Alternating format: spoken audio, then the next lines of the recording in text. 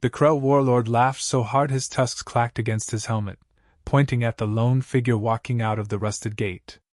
No weapons, no armor, just a man in a torn shirt holding a chipped machete. Then the man cracked his neck, glanced up, and said, "You brought cameras, right? You'll want to record your extinction." For the first time in Krell history, silence followed a threat. The Krell hunters had been called many things: night eaters, species enders, apex lifeforms, but Modest wasn't one of them. For over 50 star cycles, they traveled across systems hunting anything that breathed. Not for war. Not for survival. Just for the thrill.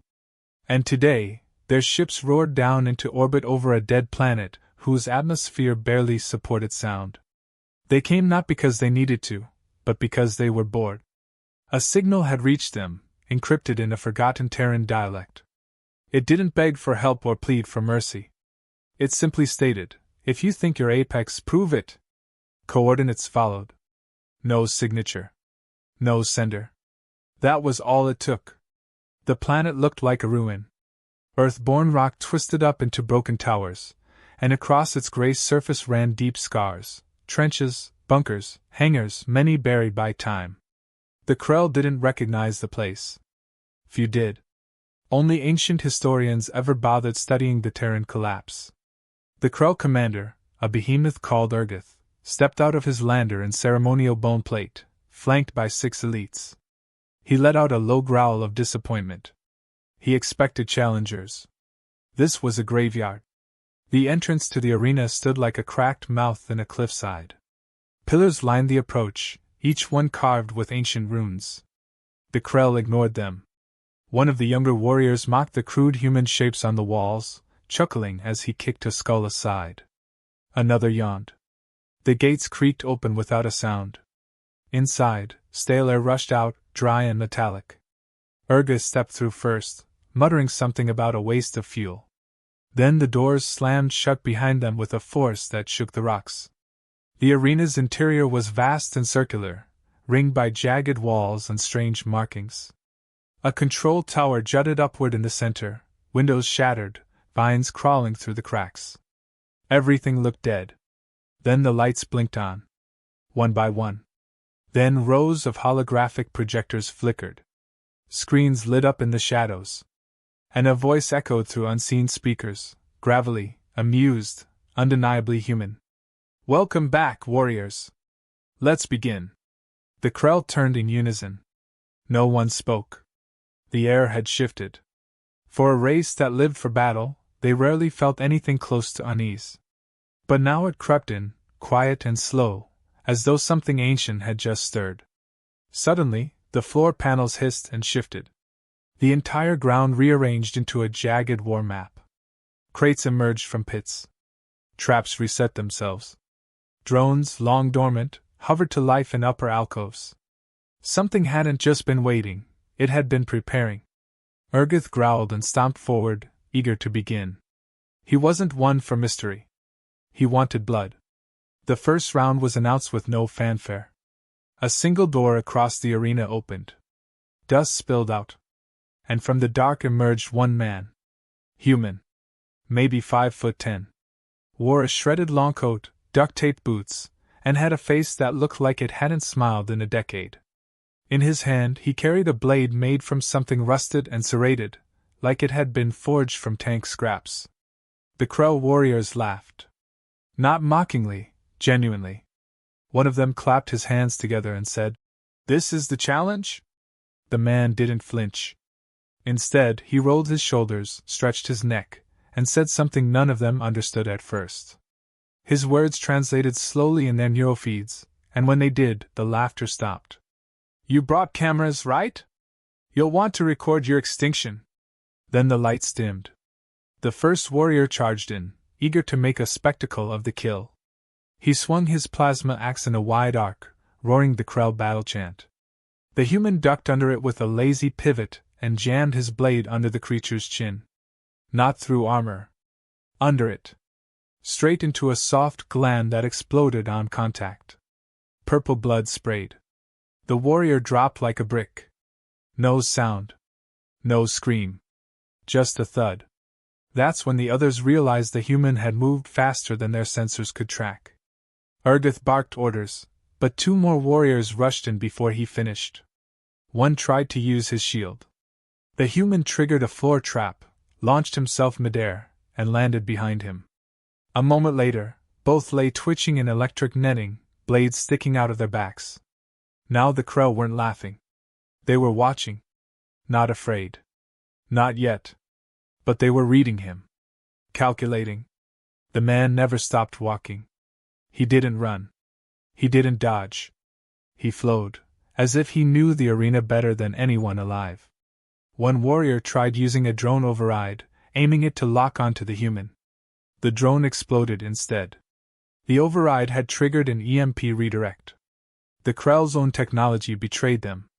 Urgith bellowed for the last 3 to fall back. The human paused. Looked around. Then turned and walked through a wall. Not into it, through it.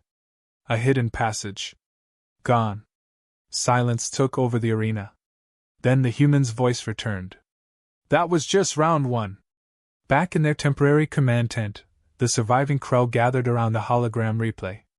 They watched the footage over and over. Slowed it. Zoomed in. They saw the man's face. His scars. The movements that didn't match any known combat style. The tag on his coat was visible for 2 frames. Aftershock. A search in their database pulled up nothing. No species. No unit. No planet. But when one of the younger officers accessed an archived human military directory, buried deep, the words surfaced again. Aftershock wasn't a unit. It was a termination program. Earth's answer to alien invaders after the collapse. Not soldiers. Not spies. Cleaners. Specialists in extermination warfare, trained to turn any battlefield into a coffin. Designed for extinction events. Their motto was found etched into a forgotten data panel. We show up when the war's already lost, and make sure it stays that way. Urgith stared at the phrase for a long moment. Then he muttered, That wasn't a fighter. Another corrected him. Then what was he? Urgith didn't blink. A gravekeeper. And far beneath them, in a hidden section of the arena, the human opened a locker and pulled out a second weapon. Something heavy. Something old. He smiled, cracked his knuckles, and whispered, Round 2's gonna be fun. The halls of the arena were darker now, like the lights themselves had decided to retreat after what they witnessed. A thick, mechanical hum pulsed through the walls, almost like a heartbeat. The Krell moved in tighter formation as they navigated the winding corridors. None of them spoke. Even the youngest, who had once bragged about skinning a Borsian WIRM barehanded, kept his mouth shut. 3 of their best were dead, not by artillery, not by swarm, but by one man using blades and tricks that should have belonged to a scavenger, not a warrior. They had faced war beasts, laser storms, radiation chambers. But never something that hunted with patience. That was the most disturbing part. The man didn't fight like he was defending anything. He fought like he'd been here before. One of the Krell, a brute named Tsar, kicked open a rusted side door and entered what looked like an abandoned medbay. Empty chairs sat bolted to the floor, each one stained with time and the echoes of pain. Monitors flickered. Some still displayed outdated human medical scans. One showed a skeletal frame overlaid with multiple red zones marked permanent damage. The patient's name read only as Unit 17B, Aftershock. The Krell stared at it for a moment before Tsar huffed and slammed his fist through the screen. Further down the corridor, Urga stopped in front of a mural half-eaten by decay. It showed Earth soldiers marching in rows, but they weren't like the shiny, heroic poses common in propaganda. These were weary, battered, draped in mismatched gear, and every single one had a cold, unreadable expression. At the bottom was a sentence in faded Terran script. Victory is for survivors. Apex is for ghosts. Urgith traced the words with one clawed finger. He didn't understand humans. He'd never tried to. Their fall was a cautionary tale in Krell education, a reminder that emotion weakens civilizations. But this didn't feel like weakness. It felt like something buried waiting to bite. A sudden screech pierced the silence. Not a scream. A mechanical warning. The arena had shifted again. The floor beneath them rumbled and reshaped. Walls twisted like puzzle pieces rearranging themselves. The Krell stumbled back into a wider chamber, this one designed like a mock forest made of synthetic bark and fog. It was a simulation zone. Still active. Still dangerous. And somewhere in that mist, the human was waiting. Tsar and another warrior named Skor took point, motioning with hand signals. The fog was too dense for thermal. Their suits adapted automatically, switching to echolocation overlays. But every blip on the radar kept moving like shadows, too fast to lock. Skor swore under his breath, raising his cannon toward a shifting silhouette. He fired. The blast shattered trees and sprayed debris. Nothing there. Then from behind, a blade sank into his shoulder joint, twisted upward, and dropped him with a crunch. Tsar spun in time to see the human vanishing into the mist again. No words. No sound. Only the soft rhythm of footsteps fading like he wanted them to follow. They did. The rest moved as one, trying to circle. But the arena kept helping the ghost. Trees shifted when backs were turned. Paths twisted behind them. Even the fog seemed to obey him. One crow got separated. No one noticed until they heard the hiss of a mine trigger and a dull thud. When they reached his position, there was nothing left but his armor, cracked open and still smoking. Back in the central observation deck, the Krell's secondary unit had found access to a low-level control panel. It was partially buried under collapsed metal but still functioning. They rerouted power to try and scan the lower decks. The result was chaos. The arena's schematics were wrong. The system kept redrawing itself, as if the arena had learned from every past fight and kept rebuilding to adapt. One of the engineers, a thin and spiny creature named Vren, pulled up archived footage. He ran image captures of the human's movements. They weren't random. They were recursive. The paths he took mirrored those used by previous aftershock operatives in the footage. It wasn't a coincidence. The man wasn't surviving. He was reenacting. In another hidden room deeper in the complex, the human sat alone, back against a crate. His blade lay across his lap, and beside him sat a pack of ancient Terran rations. He didn't eat. He watched. A screen in front of him displayed the Krell's current location in real time. He leaned forward, tapped into their private comms, and listened. They were starting to panic. Not screaming or crying, but their breathing had changed. Shorter. Tighter. Experienced killers trying to convince themselves they weren't being hunted. He smiled faintly and reached down to pull a second weapon from the shadows. A short-range energy arc pistol, unstable, illegal in every known quadrant, but effective in closed spaces. The barrel glowed faint red. The Krell regrouped in a half-burned courtyard. They'd lost another. The names didn't even matter anymore. Urguth had stopped asking for reports. Now he stood silent, staring at the upper balconies where a faded banner read, Sector D, Final Training Wing. One of his lieutenants approached, wounded but still breathing, and muttered, Commander, we underestimated the human. Urguth's only response was, No. We underestimated Earth. They were about to move when something landed in their midst with a heavy thud. It was a severed Krell arm. Still twitching. Attached to the wrist was a small black tag. None of them recognized it, but the human watching from the shadows whispered the meaning out loud for himself. The tag read, Trophy 1. That was the final straw. The Krell weren't soldiers. They were executioners. But this wasn't war. It was humiliation. Rage boiled in their veins. They charged forward, no longer cautious, hunting more like beasts than tacticians. That was what the human had waited for. Every hallway they stormed had been laid with tripwire. Every console had been rerouted. Every sound they made triggered tracking. He wasn't just using the arena. He was playing it like a piano. It responded to him. It favored him. He was the last caretaker of Earth's darkest weapon, not tech, not drones, not bombs. Strategy. They reached what they thought was the center, A massive chamber with control panels on all sides and a high platform above. They expected him to be waiting in the middle, ready for the final stand. But it was empty. Except for one thing. A screen. It lit up. A video began to play. A shaky old Earth recording. A group of aftershock operatives standing before a mass grave. One man, masked, looked into the lens and spoke. This planet broke. We didn't. You may come thinking we're dead. That we fell. But we're still here. One by one we'll remind you. The screen cut off. Then the lights shut down again. Behind the last Krell, a low voice whispered, Trophy 2. And another body dropped. Tsar slammed his fist into the wall, roaring in frustration as sparks burst from the damaged panel. The chamber around them had gone completely black again, and this time the dark wasn't just absence of light, it felt alive. Something in the walls hummed, not electronic but almost like a breath. The air had shifted.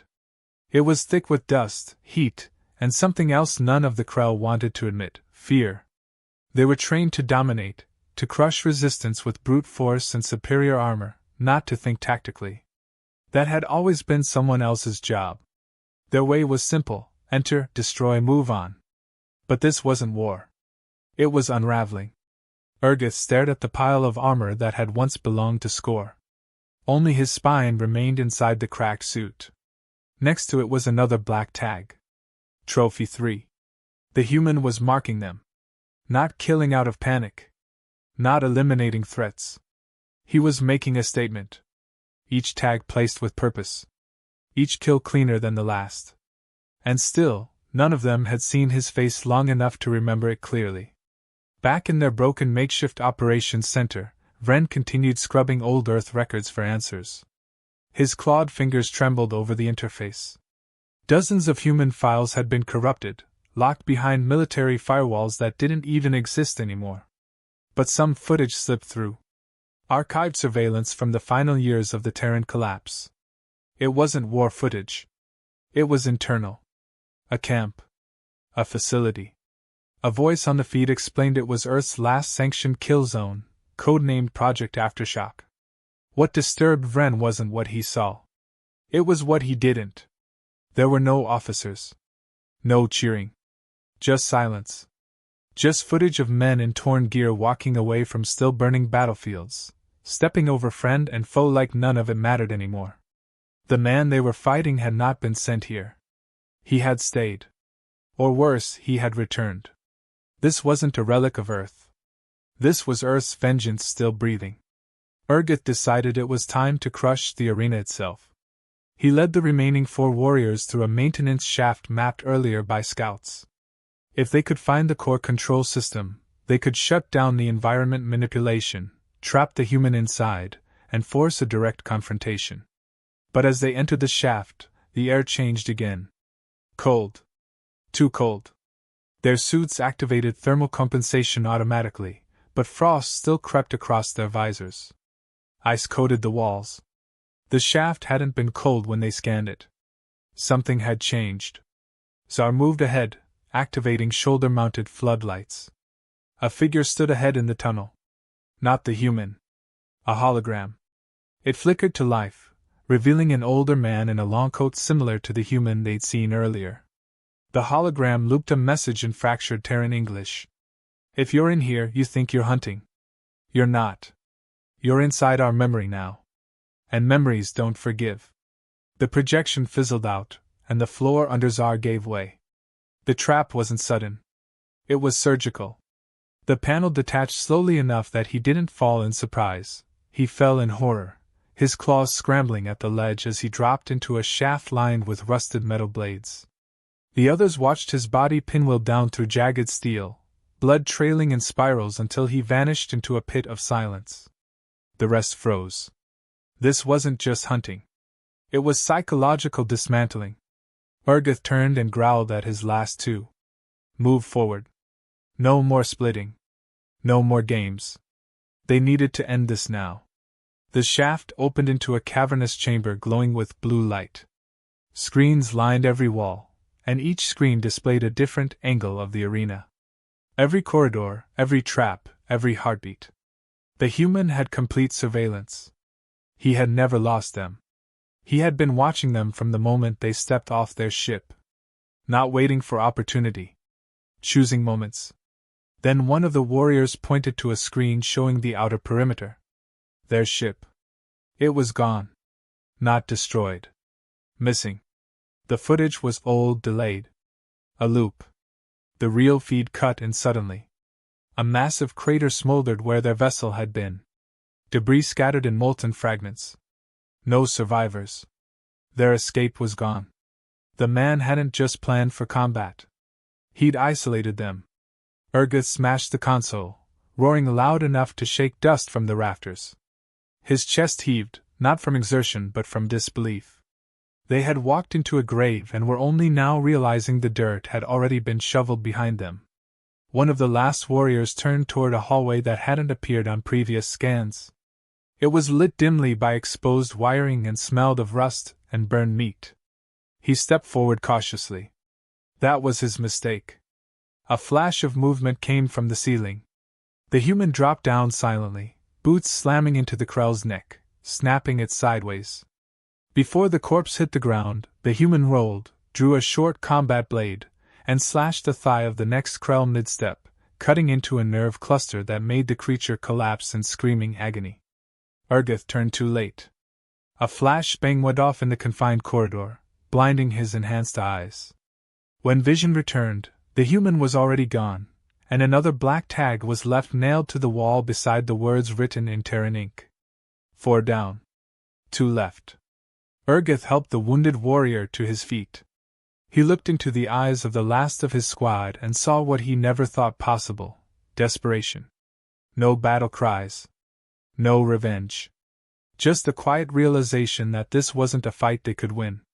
That the galaxy's apex predators had walked into something older, something colder, something that didn't care about honor or challenge. This was a slaughterhouse dressed as a test. They limped toward the command level, knowing full well the man was leading them there on purpose. And still, they followed. Pride or defiance, it didn't matter anymore. All they could do was try to make it mean something. But just before they reached the upper lift, the wounded one staggered. A small dart had pierced his armor. A chemical toxin activated instantly, designed for Krell physiology. The creature gasped, eyes wide, and vomited thick black foam before dropping dead at Urgith's feet. Trophy 6. Urgith didn't flinch. He didn't scream. He just stood there alone, surrounded by his dead, blood dripping from his chest plate. And then the lift doors opened slowly without a sound. Inside stood the human. No longer cloaked. No longer distant. Covered in grime, blood, and quiet fury. Urgith stepped in. No words were exchanged. But the arena sealed behind them. The final match had begun. The platform rose in silence, each inch grinding with the weight of rusted gears and buried history. Urgith stood across from the human, eyes locked, jaw clenched. His body ached from hours of traps, ambushes, and betrayal by an arena that should have been a ruin but instead felt like a living thing. The human didn't blink. He didn't speak. He just breathed calm and focused, like he'd waited for this exact moment not for hours or days, but for years. The lift stopped at the highest point of the arena, a ringed battlefield surrounded by shattered glass and fractured steel. Old banners fluttered in the stale wind, their emblems faded into unrecognizable symbols of a lost world. Urgith stepped forward, flexing his claws, letting the weight of his bone plate settle. He was done with caution. Done with strategy. He was a warlord, and there was only one path forward. The human remained still, eyes narrowed, one hand resting on the handle of his rusted blade, the other casually by his side. Urgith lunged with a roar, his first strike a downward slash that could have shattered a tank hull. The human sidestepped with the grace of someone dancing to a rhythm only he could hear. The blade missed by a hair, and before Urgith could recover, the human jabbed forward, his blade finding the seam just under Urgith's right arm. Blood sprayed, dark and steaming, but the wound was shallow. Urgith roared again, this time in pain and fury, swinging wildly to force the human back. It worked for a moment. The human gave ground, retreating into the shadows at the edge of the platform. But Urgith didn't chase. He'd learned. This wasn't a mindless beast he was fighting. It was a tactician in a soldier's body, and every movement served a purpose. The human reappeared on the opposite side of the platform, climbing over a toppled communications dish. This time he held a second weapon, an old Terran energy arc pistol, modified and unstable, humming low with barely restrained power. Urgith recognized it instantly. That model had been banned across most civilized galaxies. Not for its power, but for its unpredictability. It didn't fire so much as scream. The human aimed and fired. A bolt of jagged plasma leapt through the air, grazing Urgith's shoulder and melting a chunk of his armor. The impact threw him back, crashing against a rusted column. The metal groaned. Urgith growled and stood, smoke rising from his shoulder. He spat blood and charged again, this time zigzagging, keeping his body low. The human fired again, but Urgith rolled under it, closed the distance, and tackled him hard. They crashed through a glass barrier, tumbling onto a lower level, the floor coated in broken tiles and old training weights. The human hit first but recovered faster, flipping back onto his feet. Urgith swung wide again, barely missing the human's neck, then caught him with a backhand that sent him skidding across the floor. For the first time, the human bled. Not just scratches. Real blood. Urgith felt the rush of battle fill him again. He stomped forward, raising both arms for a killing blow. But the human didn't run. He threw his blade aside, reached into his coat, and pulled out something small and metallic. It was an old Terran signal detonator. Urgith froze mid-step. He recognized that too. Those were used for targeted drone strikes. But there hadn't been drones in the air. None that he had seen. The human pressed the trigger. Above them, something rumbled. A moment later, the ceiling shattered as an ancient Terran delivery pod smashed through, crashing beside Urgith and erupting in a cloud of ash and debris. Out of it stepped a machine, not large, but brutal in design. It looked like a combat walker fused with Krell armor, its plating a mismatched blend of human ingenuity and harvested alien tech. Its limbs clicked into place, and it let out a sharp, rising whine.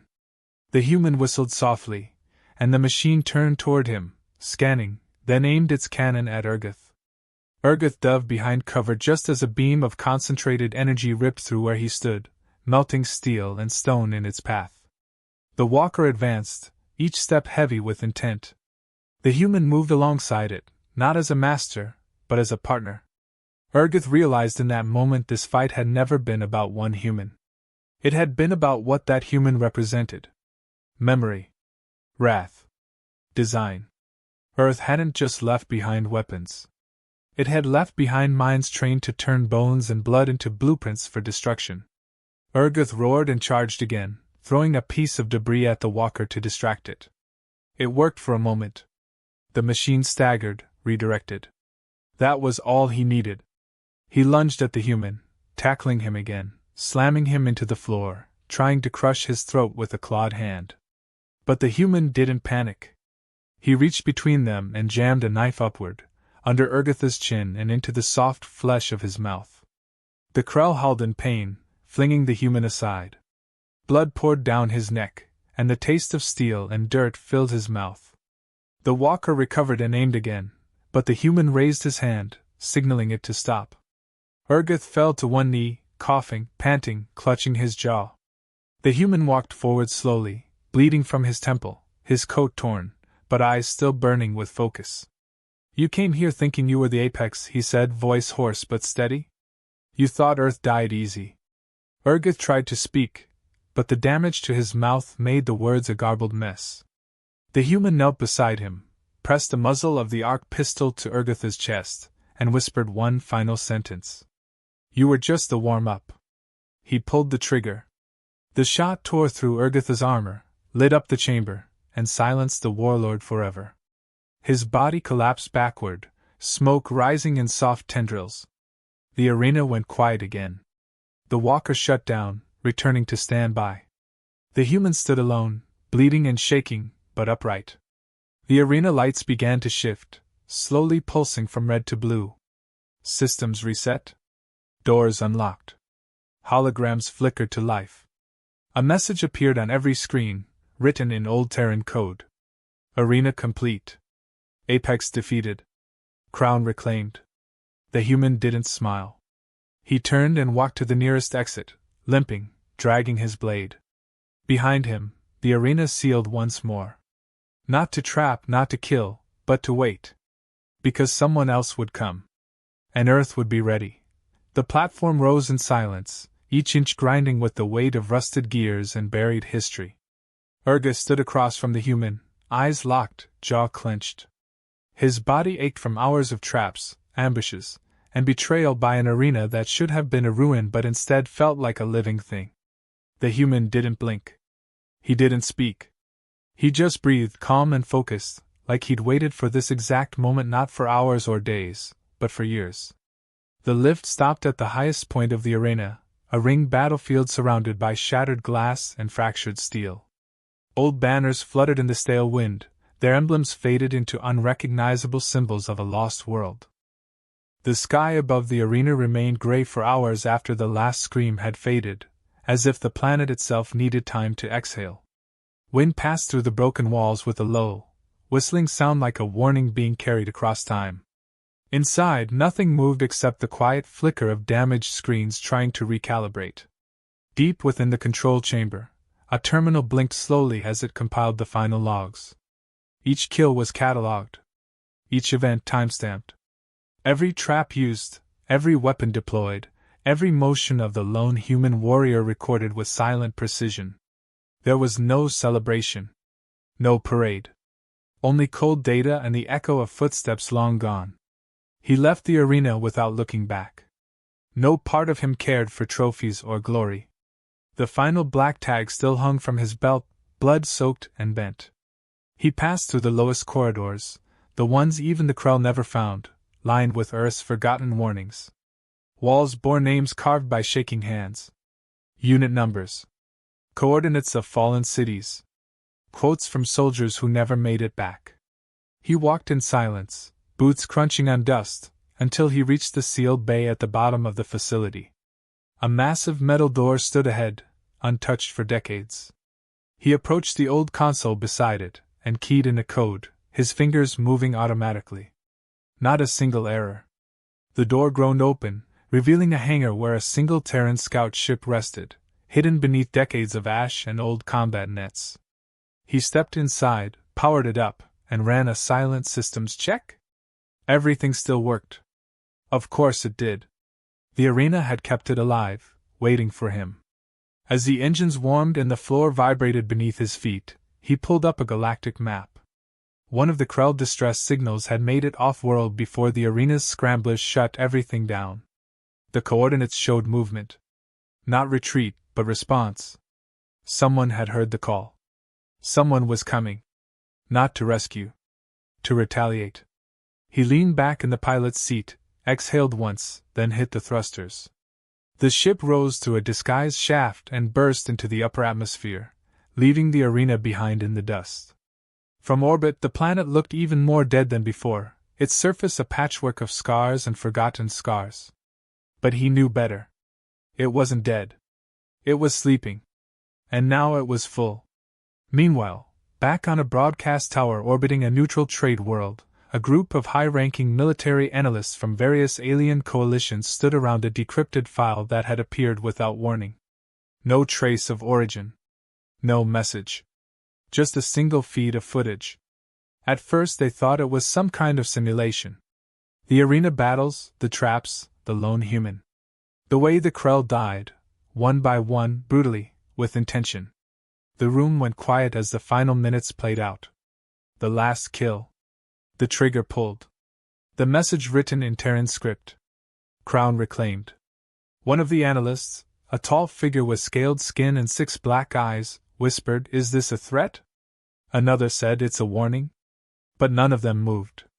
They simply stared at the still frame now locked on the screen, the human walking away from a mountain of wreckage, blade dragging behind him, his eyes locked on something far beyond the camera. Something they could not see, but all of them felt. The feed ended. Across systems, whispers spread. The Krell had been defeated. Not in open battle. Not by numbers. But by one. It wasn't just impossible. It was insulting. For cycles, the Krell had enforced galactic fear through sheer brutality. Now their command structure was fractured, their leaders dead, and their warriors scattered. They tried to silence the news, erase the footage, deny what had happened. But it was too late. The galaxy had seen. Word of the areena spread like fire. New symbols appeared on backwater planets. Graffiti scrawled on steel, burned into crates, drawn in ash. A human silhouette standing alone. And under it, a phrase in common tongue. Apex reclaimed. The human returned to no parade. He landed on a backwater moon, barren and full of scrap, where old soldiers once waited for war that never came. There were no survivors left. Just bunkers half collapsed and communications dishes pointed at dead skies. He walked among the ruins, leaving small tags at each structure. Not for others. For himself. For memory. For ghosts. He entered a sealed chamber deep underground and triggered an ancient protocol. The lights turned on slowly. Creaking. Flickering. Then settled. The room was full of lockers, each labeled with an Earth unit's name. Most were sealed shut forever. But a few had green lights still blinking. He approached the farthest one and opened it. Inside was a helmet, scarred, burned, but intact. He lifted it slowly and held it in his hands for a long time. Then he placed it on a pedestal in the center of the room. Below it, etched into the stone, were the final words of the Aftershock commander, the one who trained them, bled beside them, and died alone. If they ever return, let them find us ready. He nodded once, then turned to the main console. He entered a new sequence. One by one, lights on other lockers began to glow. Blue. Then red. Then gold. Other units. Other signals. Not calls for war. Just awakenings. Contingencies. He wasn't alone anymore. He had never been. They had scattered. Some died. Some disappeared. But others were waiting. He left the chamber and sat outside on the edge of a broken landing pad, staring at the stars. The wind had returned.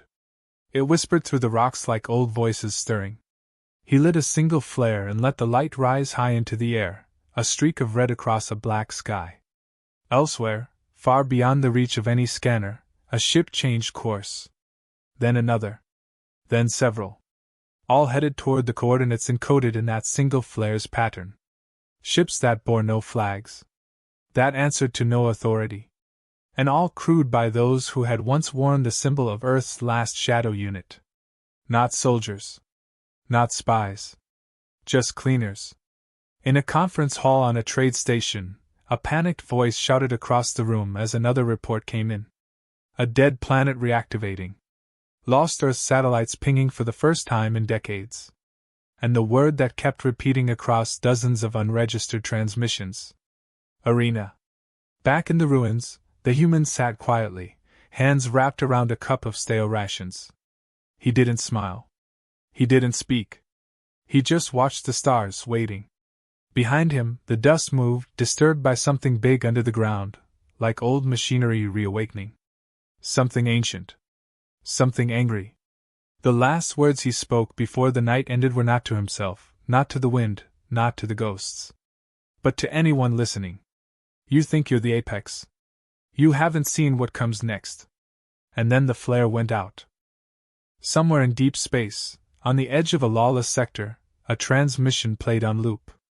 It had no signature, no encryption, and no introduction. Just a silent series of images. A Krell warlord falling to his knees. A human dragging a rusted blade through firelit ruins. And a final phrase stamped across each frame in multiple languages, Areena complete. It spread faster than any virus, reaching smugglers, mercenaries, bounty lords, retired soldiers, and old intelligence rings that hadn't spoken a word in decades. For most of the galaxy, it was terrifying. For a certain few, it was familiar. Those who had once stood beside the man now walking alone. Those who had vanished with no graves and no records. They recognized his stance, his silence, and most of all, his weapon. Earth hadn't sent him. He had risen alone. But he was never alone. On a desert moon where sandstorms howled endlessly, and no maps ever lasted longer than a season, an old outpost blinked to life.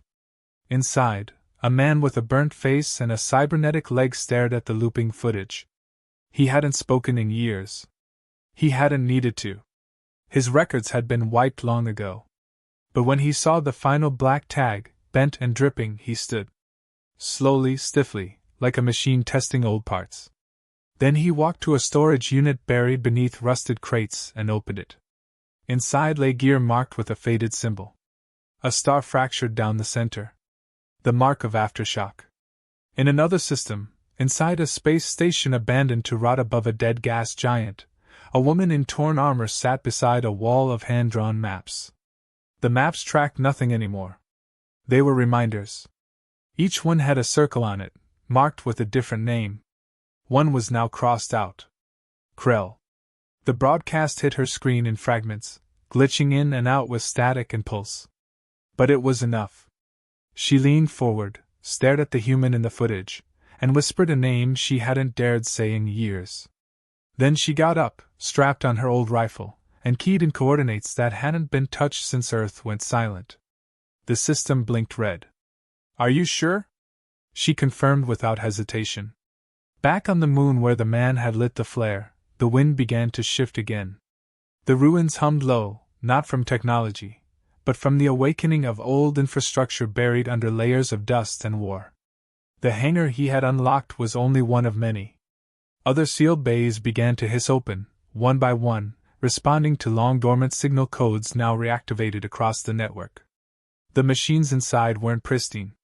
They were dented, scarred, held together with field repairs and desperate engineering. But they were powerful. Not in size. In purpose. Every piece was designed for a specific kind of operation. Not battlefield dominance. Not planetary invasion. Just one goal. Termination of overconfidence. He stood again, watching the stars. One of them moved. Then another. Trails of light crossed the black. These weren't meteors. These were ships. Old models, silent, running dark, but all heading toward the same place. Some carried 2 passengers. Some carried none.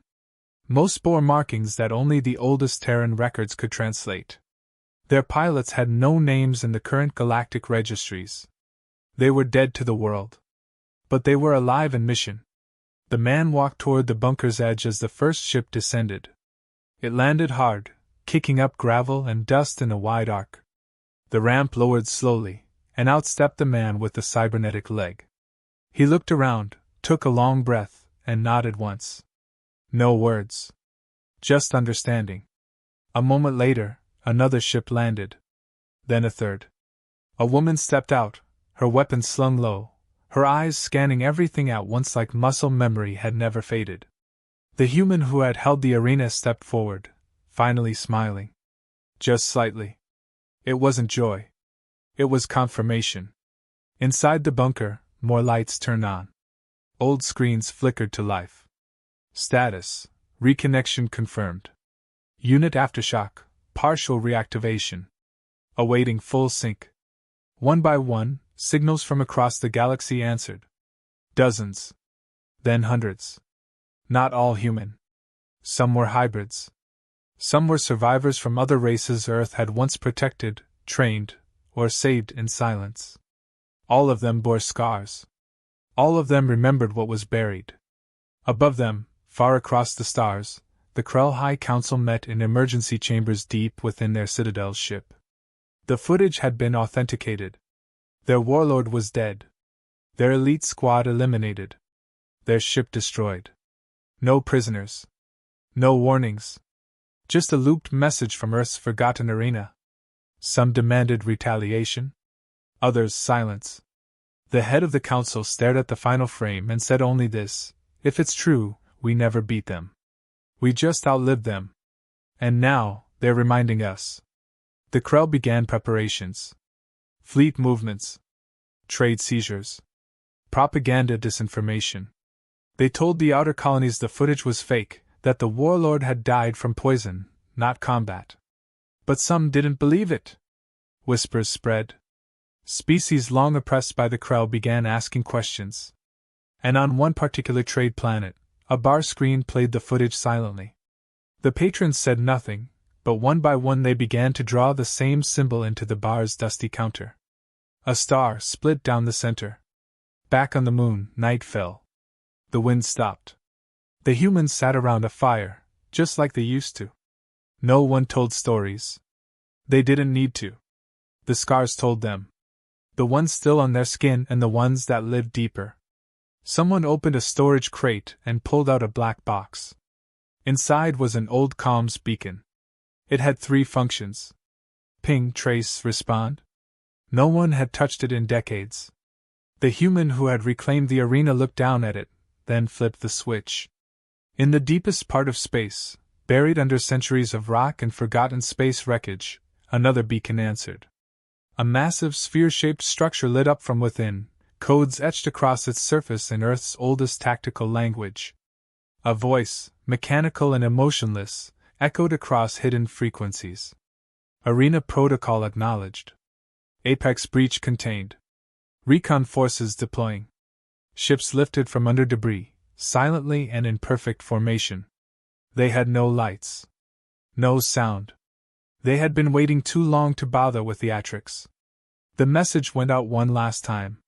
This time not as a transmission, but as a declaration. Broadcast in clear signal across every language known to the stars. We did not fall.